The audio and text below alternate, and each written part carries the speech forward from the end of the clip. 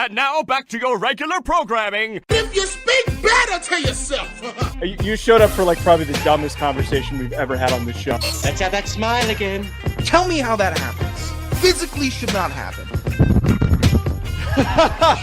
Relax. If you say Give me as well. 3 times a day, God will line it up. He's just an absolute hack, and he gets his ass kicked by his teammates every week. It's just terrible. Welcome back to Hack City. Joe DeLeone, Sean Anderson for our wonderful college football week 3 betting preview, our NFL week 2 betting preview. I am with a coward. I am with an enemy. I am doing a show with a man that has no integrity. I'm referring to the fact that Mr. Sean Anderson, no, there is no third person doing this show in case you had to go check. I didn't know you had a surprise guest popping in here. I'm referring to the fact that you just dropped on me 10 minutes, 5 minutes before the show started, that you went to a restaurant last night with the girl you're seeing that you and I swore to not go back to after they did something completely egregious and wrong to us. And what I'm specifically stating and referring to, we went to a sushi spot that we really liked near our apartment, but these assholes added a tip to a bill that we left cash on the counter for after we also got bad service for. So they charged us a bunch of money and gave themselves a tip for no reason. That's right. And you went back. They charged you a bunch of money. Well, you paid for the tip. Look, here's what I could tell you. Food's still good. And I don't want to know that. The service is better. If you're with a woman, the service is better. I don't think they had any care about serving us two goons at the window table. I forgot the pact of never going back there again. At least you admit that. I forgot that there was actually a tangible pact, but the conversation I was having at the table with the girl, I was telling her, yeah, this place is mean. And these waitresses, hostesses, they don't give a shit. Cooks, they don't give a shit. And this is a rare circumstance that they are. Like I was pointing it out. Well, and I was being mean. I was kind of I'm a good restaurant guest. I was being a little snippy last night to these people. I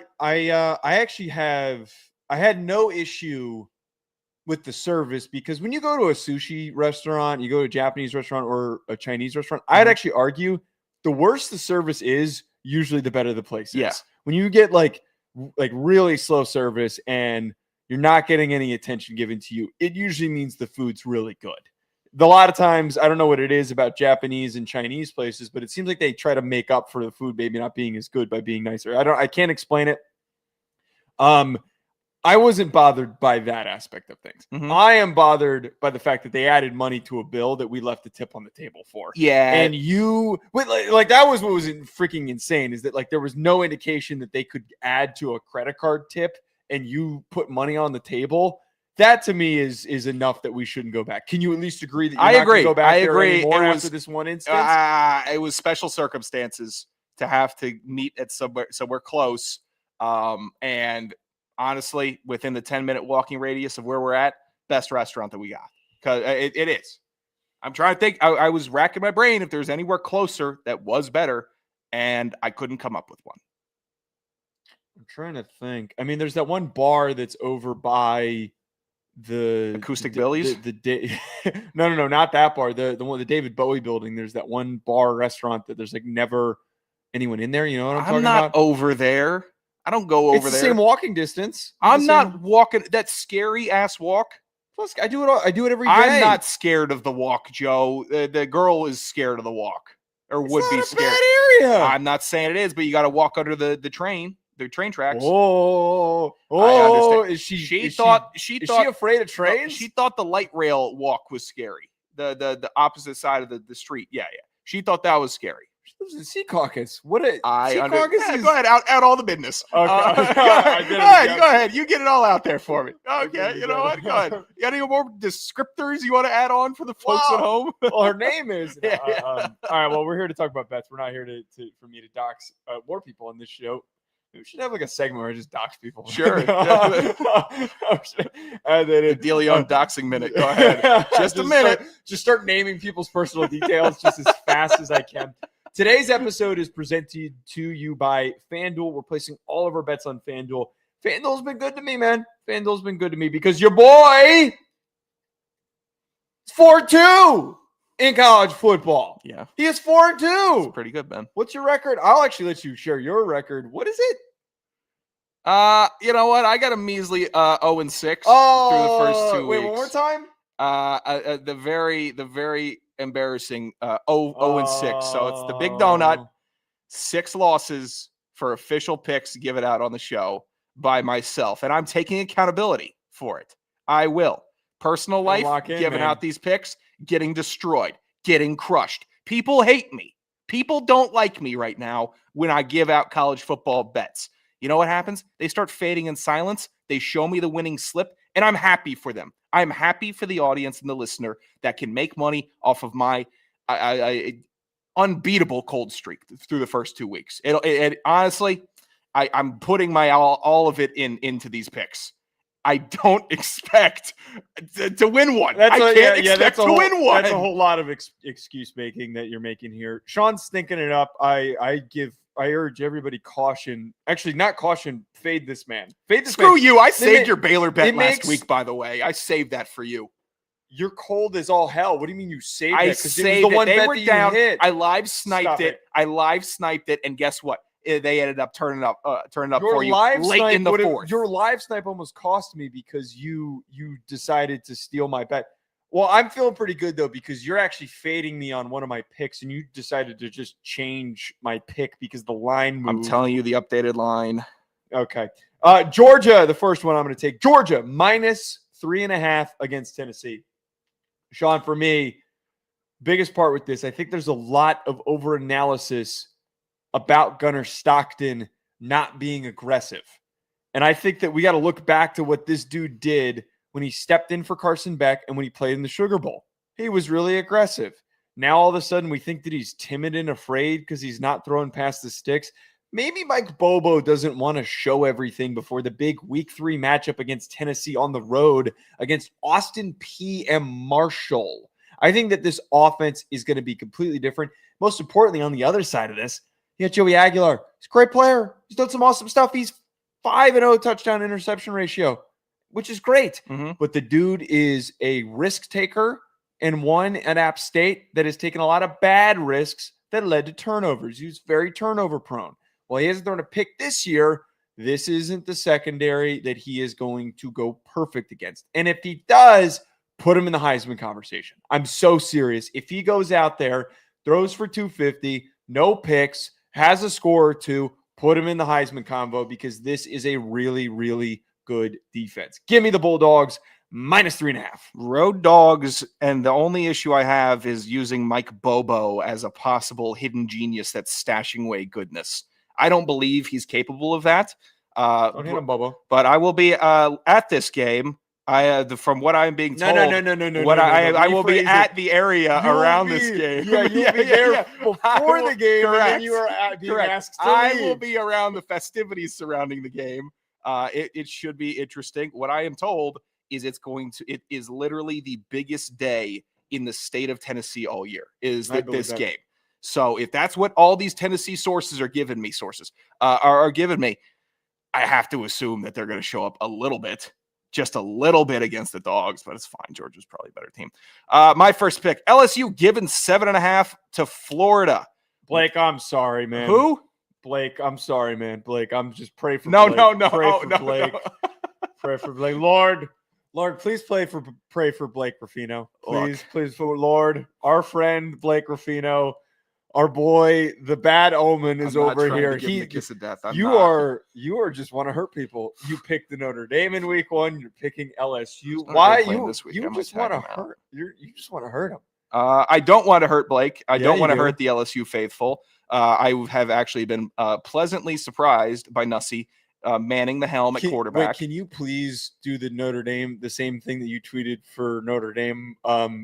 Before the supreme game. confidence. Yeah, I gotta do that. So then Blake has a stroke. I gotta let the supreme confidence build to let people know.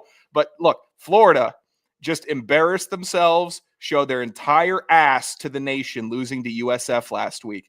And you say, oh well, don't they want to get right? Not at Florida, not there. I've been waiting for the get right. Many SEC faithful have been waiting for the get right.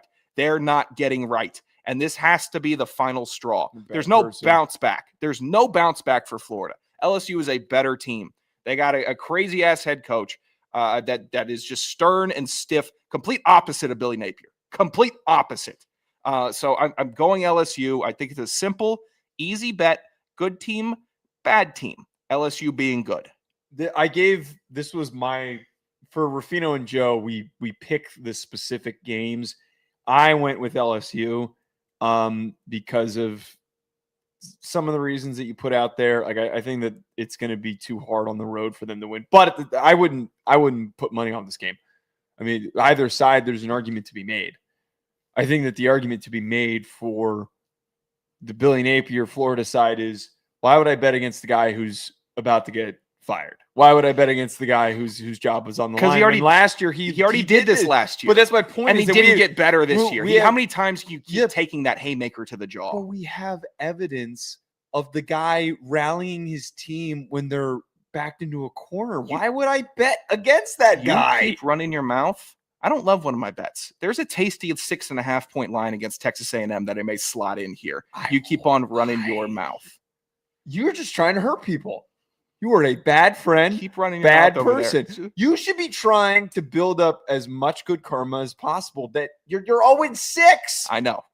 The betting thanks gods for the reminder. do not like you. Thanks for the reminder. Betting gods don't like you. You should be trying to build up some good karma. God awful. I'm trying to bet. You should build good karma with a good team versus a bad team. I'm keeping it simple. All right, so I'm going to give this pick, and then you're going to give your counter pick because you're faded. Works. Well, I'm fading you, which thank you God for this happening. Dude, I love this line. Minnesota -2.5, allegedly. Per FanDuel, thank you. Allegedly, per FanDuel. -2.5. I love Minnesota at night, on the road, going to Cal. I think that this Cal team, JKS is what I'm the nickname I've decided to give for the very talented quarterback. I don't know if I didn't want to take a crack. I didn't want to. I appreciate the abbreviation. It pains me as someone who has who has a name that should be easy to pronounce. It bothers me when people mispronounce my name. So I understand, and I don't want to air him out, but he's so freaking good, and I think we should start calling him JKS because he's got a long name. It just happens. Jeremiah Owusu-Koramoah became JOK, and it's one of the coolest names in the NFL and was in college football. But for JKS, dude's a baller. Dude's really freaking good. It was one of those games where you see all the clips that people are posting, and you just say, holy shit. This is a freshman. This guy's playing like he's a 4-year NFL vet. He's slinging it. He's being aggressive. He's attacking. But he's all they got, man.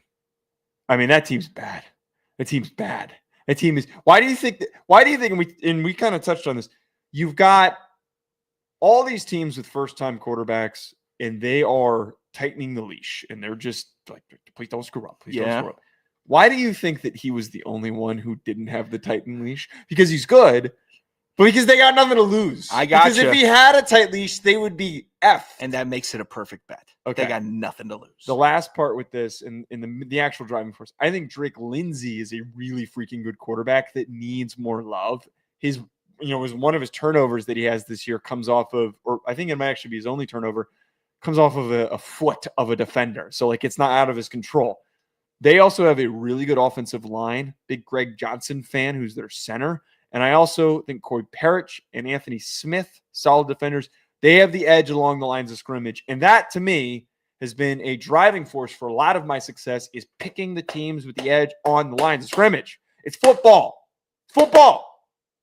Simple concepts. Simple concepts are great. I like the simple concept, good quarterback, make me want to bet on good quarterback. And that's the simple concept. Watching the film, I was blown away. I was stunned. I like how this kid, JKS, slings it, right? JKS slings this thing down the sideline, downfield. Love it. Fell in love with this guy just last week. Fell in love with him. So I take that, I internalize it, and I wait. And I see they're playing Minnesota, a middle-of-the-road team. There's no reason to say they're the worst team in the Big Ten. There's no reason to say that they're in the top. They are middle of the pack there. trying to make a name for themselves, can't do it.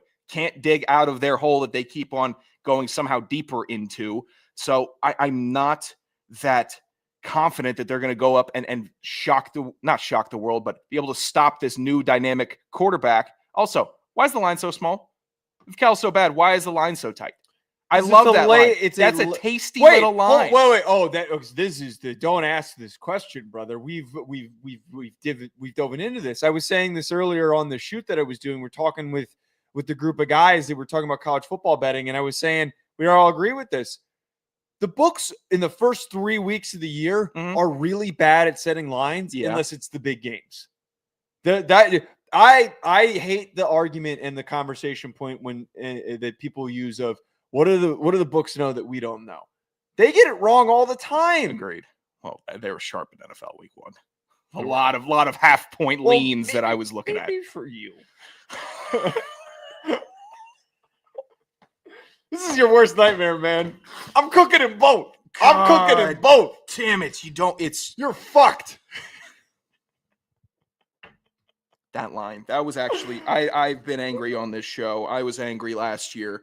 That line that you just slipped in is really, that hit a nerve. I am incensed. A confident Joe DeLeone is the worst thing that can be shown up on this show. He's the worst person on the planet. Oh, yeah. He's the worst guy you'll ever meet. I'm waiting for, I like week 8 Joe DeLeone, where we regress down to that, now you're, and I get to hear, you're fucking me. That's what I like hearing. I like, you piece of shit. That's what I like hearing, that the utterances. Not, I got another one right. Hate that. Can't stand you. All right, you have any other thoughts on this pick? No, I'm just excited to see the young kid sling it, and I think that he is going to shock Minnesota and continue that nice trend. Don't get cute.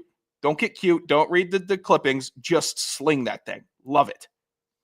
Last one that I like, Ole Miss -7.5.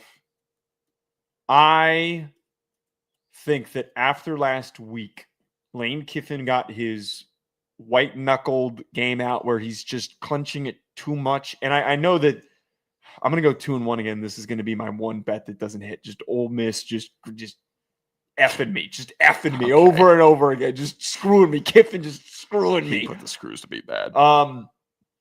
I think that for this matchup, and we saw the ass whooping from last year, Kiffin has had relentlessness when going up against Arkansas. I think that because the line was so big last week and then them underperforming last week and not covering allowed for this line to be a lot tighter. So I'm taking advantage of the opportunity for them to win by 10 or so points, somewhere in that range. I don't know what the deal totally is with Simmons and oh my God, what's the backup quarterback's name? It's an awesome name. It's Chambliss, the Ferris State kid. I know exactly what you're talking about. Oh my God, he's got a sick name if you could look it up. Yep. It's Chambliss is the last name. I don't know what the situation is there. I think Simmons is supposed to start and he's going to be fine, but it's something to monitor. Trinidad Chambliss. Right. The sickest name in college football. That dude needs an award. They just got to get that should be the name of the year award. Trinidad Chambliss name of the year award. I like it. I don't know. Ole Miss scares me. They just always scare me. It does too, but there's not a lot of bets that I love this week, and this is one of the few ones that I kind of like. Just a funky ass team. My final college bet. Before I cut you off already, I realized I already faded you on this one too. It's one of my bets that I have. Nice. Awesome. What kind of thing is that to say to a person before they? Okay. Stop giving out bad bets. Stop opposing me. I'm not opposing. Oh. That is so arrogant. Me. That is such an arrogant statement to make. To think that you're one that needs to be opposed. My final pick, Tulane given 1.5 versus the lowly Duke Blue Devils. The overhyped offseason Duke Blue Devils. Waiting to see what happens in Duke. No, they stink. They've been slow and soft this year. Tulane has been entering the relevancy chat for college football for years. And they're starting to really roll. I like this Tulane team. It's a feel-good bet. It's a quality bet. Duke is soft and sorry. Tulane stays hungry. They stay hungry, and that is what they're going to beat Duke. This 1.5 doesn't scare me one bit. I like Jake Retzlaff. I think he gives them a dynamic option at quarterback, passing and running the rock. Duke is going to be in hell. Nope. Okay. Nope. Oh, Nope. I like Duke in this one. And this is another circumstance where team lets down, plays poorly, and now the lines that are put out by the books reflect the fact that people don't think that this Duke team's very good. You know, this Duke team has really freaking good defense that Tulane offensive line can't keep up with. They've got some really good safeties. They've got so many more athletes. So many more. I like Tulane, dude. I like Coach Summerall. I like him. But we got to recognize here that there's a talent gap between Darian Mensah, the former Tulane quarterback, and Retzlaff. We're going to see a little bit more of an awakening from this Duke squad. Last thing that I would ever want to do is go up against a team that underperformed the prior week that has potential. I got all the film. Tulane has all the film on Mensah that they need. And what has he done to wow me this year and say, oh, this guy I don't want to mess with. This is a guy that could mess up my line. Haven't seen that. It's too close of a spread, brother, man. I just need him by 2. I don't need Tulane winning by 7. For Duke to lose to a G5 team, top 5 G5 team, but to lose to a G5 team, they would need to be a Northwestern level bad. They are not. This is a good team. It's got NFL athletes all over that defense. Manny Diaz is a good coach. This is not one of those games that I would toy with. Let's get to our NFL Week 2. Before we do that, though, I want to remind everybody that our show is presented by Delete Me. If you're like Sean and I, and you want to be as careful as possible on the internet because of, we're very public forward-facing people. So a lot more reasons for people to try and hack into our social accounts so they can, scam us out of getting them back or whatever. We got to be smart, which is why we use Delete Me. Delete Me makes it easy, quick, and safe to remove your personal data online at a time when surveillance and data breaches are common enough to make everyone vulnerable. Data brokers make a profit off your data. Your data is a commodity. Anyone on the web can buy your private details. This can lead to identity theft, phishing attempts, and harassment. But now you can protect your privacy with Delete Me. The New York Times Wirecutter has named Delete Me their top pick for data removal services. Take control of your data and keep your private life private by signing up for Delete Me. Now at a special discount for our listeners. Today, get 20% off your Delete Me plan by texting PRO to 64000. The only way to get 20% off is to text PRO to 64000. That's PRO to 64000. Message and data rates may apply. All right, NFL Week 2. Joe goes 2-1. I won't do the same song and dance as earlier. I'm sure you won't. Sean goes 1-2. Womp womp. I'm going to get my first bet. I am going to take Broncos minus 2.5. I know they didn't look great in week 1 against the Titans. I need a come to Jesus moment here for Daniel Jones. I really think that this is going to be a baptism for Daniel Jones. A reminder here that he is not some redeemable Sam Darnold player. He's not having a bounce back. He played against an ass Dolphins team, which that is related to my second pick. That defense is going to have Daniel Jones in hell. You kidding me? Going up against that secondary, that defensive line? Are you kidding me? How do you baptize a juggernaut? I don't know how you do that. See, you are trying to anger me, but it won't work, Mr. 1 and 2. What's your first pick? I love it when you do these big spreads. I love doing this big spread also. Broncos are going to beat the shit out of the Colts. Their defense is going to – jokes aside, Daniel Jones is going to be calamitous in week 2, and everyone's going to remember. Yeah, this is going to be – I love this. I also love the narrative, seeing that Daniel Jones smiling in the locker room, and people are trying to say, oh, Daniel Jones looks to be warming up in Indy. Don't quit on him yet. It's been one game against the worst defense in the league. I'm sure Broncos are going to suffocate him.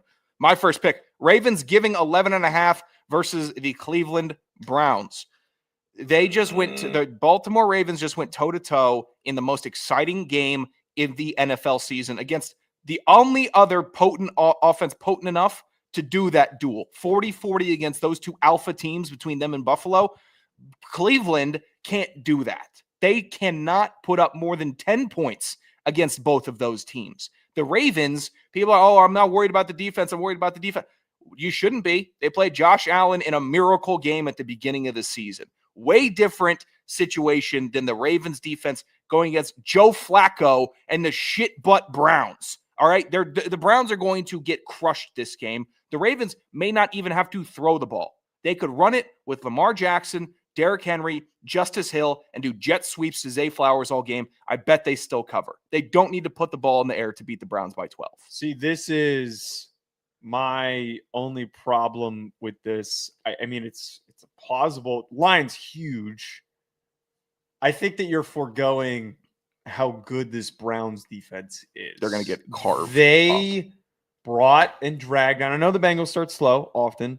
They dragged the Bengals down to their level. And I think that's going to be the Browns this whole year. They're not going to have a lot of wins. Don't get me wrong. They are going to sink so many offenses that are not supposed to be sunk. I just, that's a huge. The Ravens have a good offensive line, though. The only threat from the Browns is the D line. I know they have good players in the back. Schlesinger looked freaking good. I am not worried about the Browns' back seven. I'm worried about Myles Garrett. You're gonna regret this one. I'm worried about Myles Garrett. He popped Joe Burrow pretty well. You know who's harder to pop in the pocket? Lamar Jackson.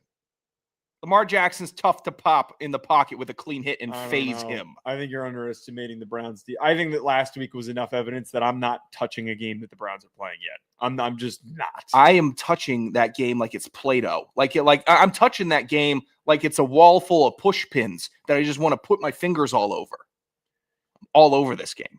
I got one response to my desperate attempt to make plans tonight after a canceled date. The answer was no. Damon home. No. Jesus. I had a date cancel on me, and then I started spamming. Not spamming. I sent off like 5 messages to 5 different girls on Hinge. I was like, "You free tonight? You free tonight? You free tonight?" I'm not going down without a fight, but I am sadly going down without a fight. We'll watch the game together. You can help me test mics and stuff. It'll be fun. I'm going to go for my second pick.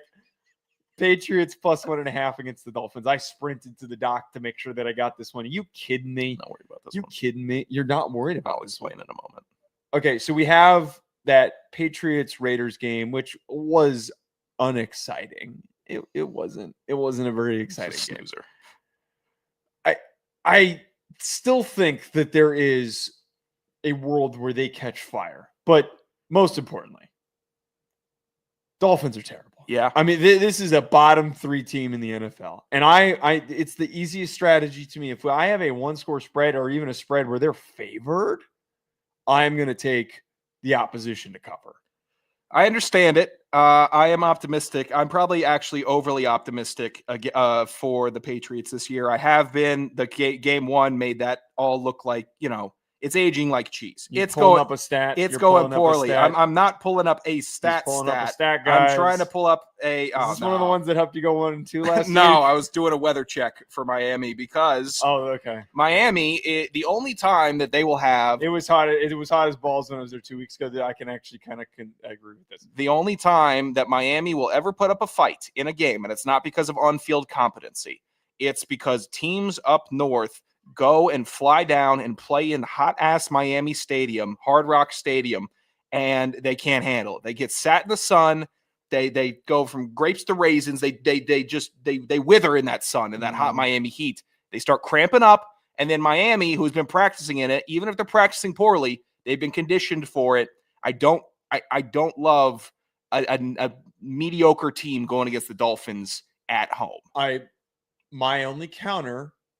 Would you not say that if there was one of 3 coaches in the NFL, you're not wrong? Yeah, Mike Vrabel isn't okay, but he doesn't have he probably has a big magnifying glass that's on his team during practice the whole week. You think he's not shooting his team with lasers or some shit to warm them up? Oh, that'd be innovative. You know what? The Vrabel stamp is just.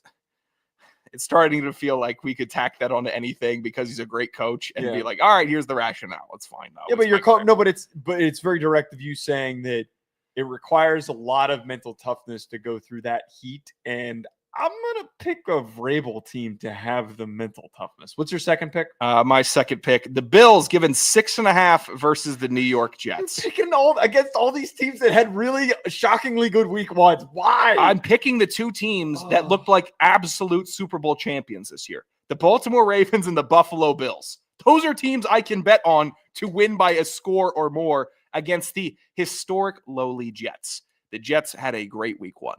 They performed well against the Pittsburgh Steelers. They exceeded expectations, and Justin Fields looked dynamic. He looked like the best version of Justin Fields that we see in the NFL. Doesn't matter. It doesn't matter one iota. The Bills are a phenomenal team. They are so much better than the Jets. They are so much better than the Jets. They cannot be touched by the Jets. They will sweep the Jets this year. They will likely sweep the Jets this year with a winning margin of plus 20 in the games. That's a fair assumption. This is a 7-point line. I'm not, and I would have taken it, honestly, if it was 13.5. I still would have, because I saw that performance, how that team operated in week one. And you know what that made me say? That's how a team should operate in week one. What the hell am I watching on my screen with my team?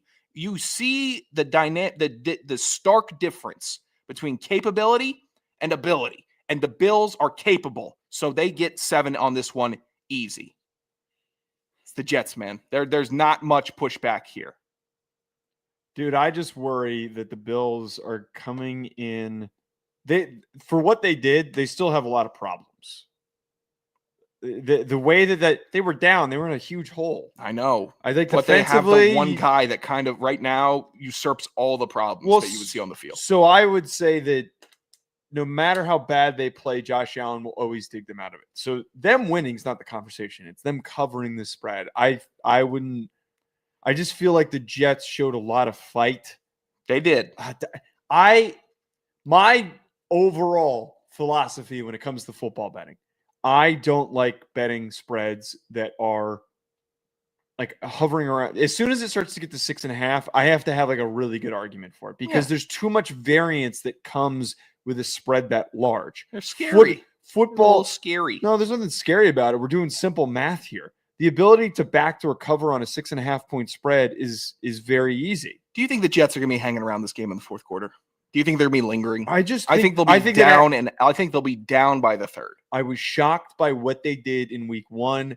This is one of those teams where I don't want to touch the Jets in any bets, because I don't know if there's something there or not. This is a wait and see team for me. I'm touching the teams that are shit. I'm touching all the doo-doo. I'm touching all the Here's the trend in football late in the fourth quarter that is so nice for the favorites or the winning team, and so aggravating for the team that's down. Everyone's taking their sweet time in the fourth quarter, milking clock. If you're winning, you could see 7-minute drives in the fourth quarter. Completely deplete backdoor cover opportunities. If you need a backdoor cover, your team's down by 2 scores in the fourth, it's going to take a miracle. If you're winning, then you can just churn and churn. And there's nobody on that Jets defense. The 11 players in the Jets defense can't stop the Buffalo Bills from churning down 70 yards down the field, taking up 7 to 8 minutes of drive in the fourth quarter and in the second half, most likely. It'll probably be put away by halftime. Brother, I find it so hard to pay attention with Ron in the chat. Is Ron going off? He is. Some of the things that he says are just. I always love when he has a typo and then he's like done it 4 times today. He says typo and then he points out what the typo is. My last pick that I'm going to go with here: Rams -5.5 against the Titans. I love Cam Ward, and I think that this year is going to be a whole lot of, whoa, look at that Cam Ward throw. Oh, he dropped it. Oh, look at that Cam Ward. Oh, no, his guy didn't catch it. Oh, he fumbled after Cam Ward completely dotted up this defense. They don't have a defense either. Yeah. The 5.5 point spread for a Rams team that I know it's probably going to be a little slow to get going. They had fine first game. I think that this is an easy. This is your G5 opponent of the year. Titans are chippy. They were chippy last week against Denver, but Denver is going to get better as the season goes on. So will the Rams. The Rams defense played really well last week. Yeah, it's a fine bet. I have no knocks for that. I support the Rams. To not cut you off, you would think for how much Ron types in the chat that he would be a little bit more. He's always a couple minutes behind. Well, that's always funny. he takes the time to capitalize every single word, but he then has a million typos, and then he follows up with asterisk typo after he messes up. This is the most unique human being I've ever. I like Ron because he understands best YouTube practices in capitalizing every word. And I think that he understands that, that hack the SEO. Yeah, he's getting all up in the SEO. My final pick here, Bengals given 3.5 versus the Jaguars. Jaguars suck. I hate the Jaguars. They're a bad team. They got an embarrassing coach. Trevor Lawrence wasn't great in his opener. ETN, that was a surprise. That was a nice surprise. It won't continue. The Bengals are going to scorch this team. Joe Burrow had Another very, did so well very middling week one. Wasn't great. Zach Taylor is asking fans to show up to the game early. He's trying to get this team engaged and the fans engaged. I believe the fans hate the team. I would hate the team if I was a Bengals fan. I'd hate ownership. But when you're playing the sorry-ass Jaguars and you can go watch your dynamic-ass offense go out there and put up 40 points, which I would expect them to do against this team, then you go and you show up 10 minutes early, you cheer the boys in orange on. And that's what Cincinnati's going to be doing. Cincinnati Bengals winning by 4 versus the Jacksonville Jaguars. If it doesn't happen, I don't know football. That is the cut and dry method. If the Bengals don't cover against the Jaguars, I don't know ball. And I rescind my own ball knower stamp. You gave yourself a ball knower I've stamp? had it. I've had it for years. And there's one person in my life that I gave a ball knower stamp out to. That's been revoked also. Rami, send me a Chris Olave trade again. You jerk off. You gave Rami He really wanted one, and he worked hard to prove his ball knowing abilities. And I think he was hurt that I didn't give it to him initially off rip. I didn't know him that well. I had to see if he actually did know ball. That's been revoked. Rami's a great guy. That's not a ball knower. Oh, that would crush him. None of your friends are ball knower. Actually, maybe Sam. Tyler is growing in the ball knower community. Can I tell you about right before the hack? That's all I got for the picks. Yeah. I have to give you a breakdown. We're going to get to the hack bag quickly. I'll make this brief also. I have a buddy that is now trying to go to the gym in the mornings, and he doesn't know locker room etiquette and how to operate. It's first time, I think, in his life operating in a locker room. Is this somebody I've met? This is somebody that you've met. I'm not going to air him out. Please don't guess the person's name. Wait. I'm not going to say their name. Is it somebody that I interact with often? No, not often. Okay, go ahead. But they're in the gym in the mornings now. Day one, didn't know to bring the britches with him to the shower, left it in the locker, and had to walk back without a towel, covered his junk. Yeah, back to the locker room in the gym, which is tough. This is and we know the locker room. Day 3 update from him. Like I know how to operate. I told him, bring your underwear with you to the shower, put them on there, walk back. It's easy. Like that. That's just a simple way. The towel game is also simple as well. Yeah, it's all very easy. Gym day 3. This all came to me at 8 a.m. this morning. Forgot socks and underwear at home. Oh no. Sitting bare ass in work pants, and there's a hole where my taint is. Can feel the AC hitting it. Also sweating profusely. So now I'm rocking the shower shoes until I can find socks. $8 shoes still sopping wet. This is after he's left the gym, after he's showered. Is the gym is the gym in his work building? No, he's a different, like a gym, or like not at his house or at work. Go to Target. I don't. He's the shower. Are your friends dumb? I got it with the shower at the gym. Shit is fucked. I think they just use the same water for everyone. Like it goes down the drain right back to the shower head. So now he's taking it out on the like shower. He doesn't. That has nothing I'm to telling do you, with... the joy I had. The joy I had seeing somebody attempt locker room operations for the first time in their life has been like overwhelming. Like I can't get enough of this guy botching the gym operation.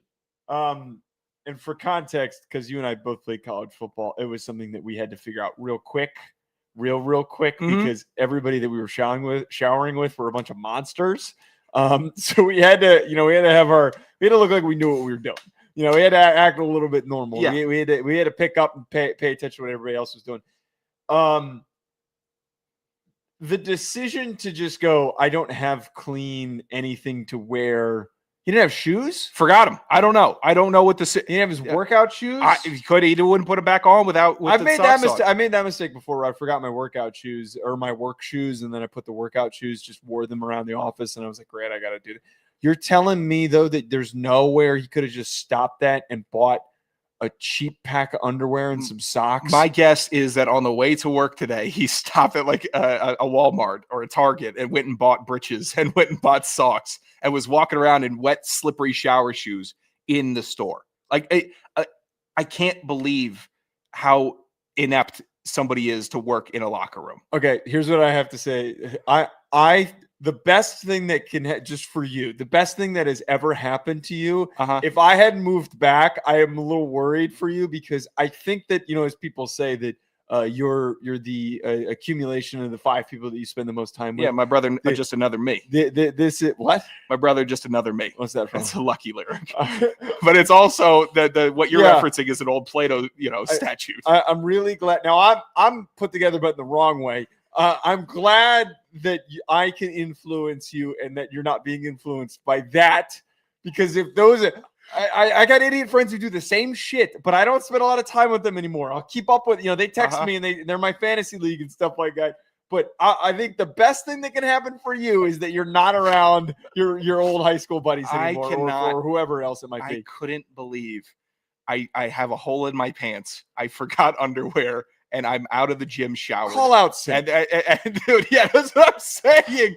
That is awful. You can't start your day worse. I will give total grace to the concept that this person forgot his shit. It happens. It is something that happens. You forget your shit, and you're tired. You're rushing in the morning. Doing it day 3 and that early in is kind of disappointing because it's usually something that you do like 3 weeks in, because you're usually amped up and excited to be going to the gym in the morning, that you've got all your I's dotted and shit.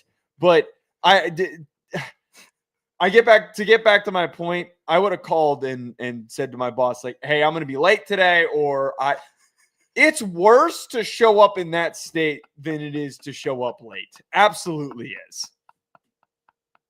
It's really. I'm worried about your friends, man. It's really, really. I'm happy for you. I'm happy that you can not be negatively influenced by that. Well, it's not hard. Just and look, we can use this as a quick learning experience. If it's your first time in a gym locker room, don't be intimidated. Everyone else is a little freaked out because there's somebody older than you, butt naked with their balls out. Like, that is the nice meeting area for people under 70 in the gym. Is we're not that dude. We all acknowledge that dude. Then we're going to move on in our own selective kind of silence. What is this green icon that Ron sent? What do you mean green? The bomb and the. No. Scroll up. There's like a green icon. I think it looks like britches. That's a pair of drawers that he just sent in here. It's a swimsuit or something. Yeah, I didn't even know there was an underwear emoji. This is a learning experience. Walk to the shower your first day. If you have a locker room that has doors on the shower or the shower curtain, walk to the shower in your clothes or in your underwear. Have a towel over your shoulder. Bring your other pair of underwear. Hang that on the shower rod.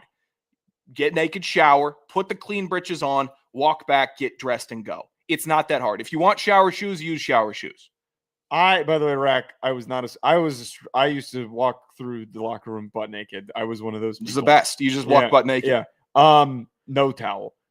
The other part about this, do the dry run the Sunday before. You do you go to the gym on the Sunday and you do the dry run, and then you just like, oh, I know what to expect. If you have any additional incompetencies like this, 201-834-4308, call into the hack bag. We want to hear them. Because everyone has an F up like this. It doesn't even have to be gym etiquette. It could be, I don't know. Maybe you poop your pants at work. That's always a possibility. I somehow locked myself out. We have to have listeners who have done that. We have to. I locked myself out of my gym locker a couple weeks ago, and I had to sit there in my underwear waiting for the nice gym employee to come and unlock it for me. I waited like 5 minutes. Like, hey, asking people, hey, could you get the guy, please? Like, embarrassing. Face is red, amateur hour BS, but you get through it. Act like you've been there before. Yeah. All right. This is the Hackbag 201-834-4308. Welcome to the Hackbag. The mail never stops. This is the Hackbag. Hit us on Twitter for questions or call at 201-834-4308. I'm airing out Rack. I have to talk about this first. We were trying to encourage our good friend Rack to call in because he's turned into a celebrity. He's got all these radio stations reaching out to him. And I saw the most troubling message that made me actually genuinely upset. I'm sorry. You're not supposed to air out DM messages, but Rack, I'm not going to read it because I don't want to completely air him out. Rack said that he is going to delete his profile because the intention of creating the profile was to re-spark the Boise State-Idaho rivalry. And because he's accomplished that, he no longer needs the account. That upset me because I would absolutely think that he would feel enough connection to the show and what he means to us that he would want to remain relevant in his current persona. I feel very troubled by this. And also, by the way, him saying that it has a lot to do with him wanting to re-spark the rivalry, I stand by my statement that he is the athletic director of the University of Idaho. It's a hot take. It's I don't know if the AD would be appreciative if he caught wind. This is a bummer take from Rack. I think that it's very possible he'd never expected to have something about Rack blow up like this, like it did with the Boise State Idaho stuff. And now he is being discussed on radio shows and people want Rack. How do you handle that if you're Rack, though? All you've been doing if you're Rack is harassing us with butt rock and giving us questions. It is a nice, pleasant part of my day when I know that we have a question from him, admittedly. It is grown to be I agree. It is grown it's a friendly to be face. endearing. It is a friendly face. Yes. And it made me really proud seeing all the different threads and group chats and work chats that are like, this is why I love college football. And I get to go, that's the number one listener of my podcast. That's the guy. That guy. The guy with the sense of humor that aligns with the show perfectly. You are the mascot of Hack City, Rack. I don't know what to tell you. You better not delete the account, Hack. Yeah, you've done it, man. Oh, he's not the athletic director. You dropped the bomb on him there. I have to wait. What? You dropped the hack on him. What do you mean? You called him a hack. Did I? Yeah. Unless you called him Rack. I said Rack. I think I said Rack. I was like, I don't think I said there. it. No, Rack. He's not the AD of Idaho. I need to stop saying that because I don't want to get us yelled at or lectured. Because when you accuse somebody of being Rack of Tit 60, it holds weight. I swear to God, if it didn't hold weight, we'd accuse everybody of being Rack. Yeah, but because he's known. He's known now. He's very known. He's very known in the FCS community. He's very known as the number one listener of Hack City. He is the mascot of Hack City. I'm not going back into it. I've been asked not to go into anything, so I'm not going into anything. Do we have a call from the guy that I thought was Rack that we have confirmed is not Rack? We do not. But you coward! You didn't call in. He was really upset that we didn't play his last call, and I had to explain to him. He was fine. He just hit he just missed the mark by. Wait. Okay, he asked. He wants to know. Tell me what was over the top about what he thought was his money call. You don't need to be specific. The dog bit and the widow bit. I think both just missed by a hair. And he's done a very good job of towing the line with his voicemails. What's appropriate, what's funny, what's not. That one just missed. And I got a pretty liberal line when it comes to what goes on. That's fair. So I just felt like that was a Sean call.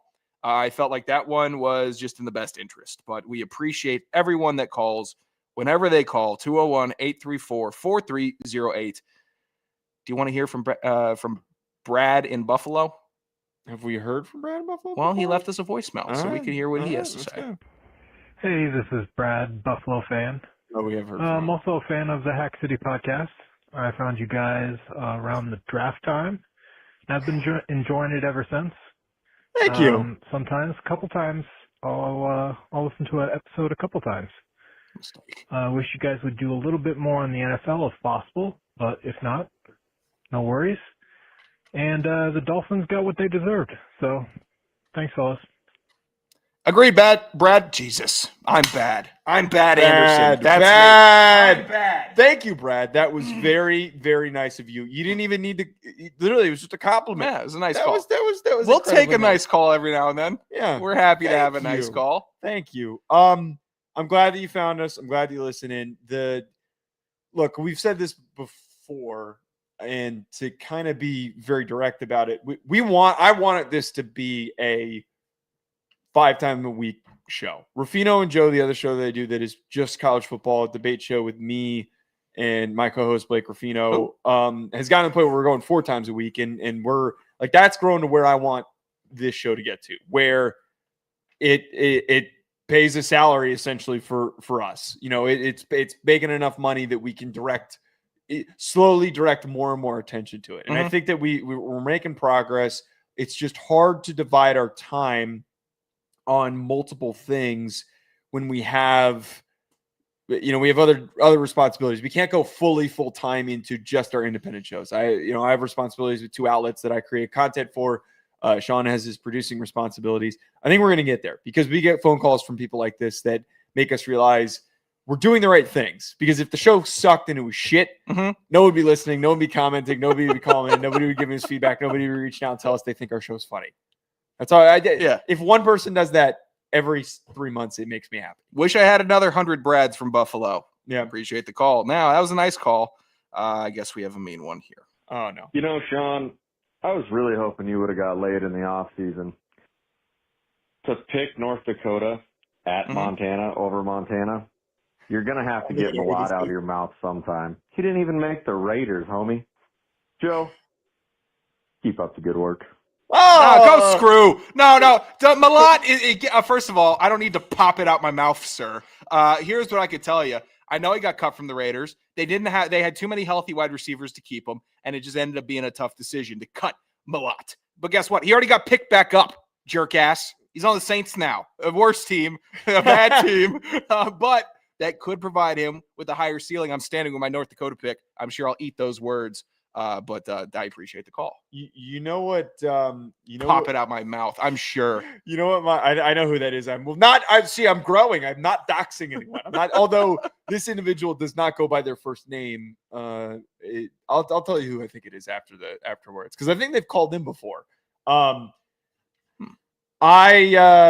God, you got a sense about that. I don't know how I keep doing it. I don't know how I keep doing it. I hear this guy trash me one more time. You know, Sean, I was really hoping you would have got laid in the off season. I know exactly who that North is. Dakota at Montana over Montana. I know exactly. I gotta stop doing this. Stop playing it. Stop playing. I need to stop saying that I know who people are. I need this because I'm discouraging callers. I'm discouraging people from calling in because I'm like, I know where you live. I know who you are. Oh no, the show's fell. Okay, you can tell it's a Thursday show, folks. I'm a real sicko, by the way. Though, sorry to cut you off. In Madden, I did a Raiders franchise. Benched Geno, sold his ass, sent his ass, traded his ass off. Cam Miller, Malott. I moved Malott into the slot, and I think there was somebody else I traded. But I have good dev traits. Were they? Did they have any? No. But I had like 200 yards with Malott. Here's what Madden should do. If you're a former quarterback that has transitioned to wide receiver in the video game, they should give you like the best dev trait. They should, because makes it fun. Yeah, you're now in the NFL. You proved that you could get to the NFL. You proved that you could play multiple positions. Someone thinks that you have some development.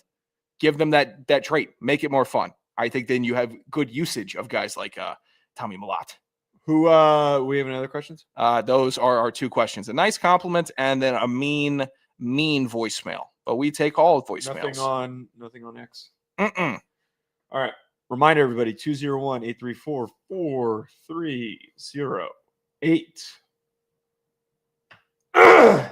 That is it for today's show. I got something caught in my throat. Presented by FanDuel.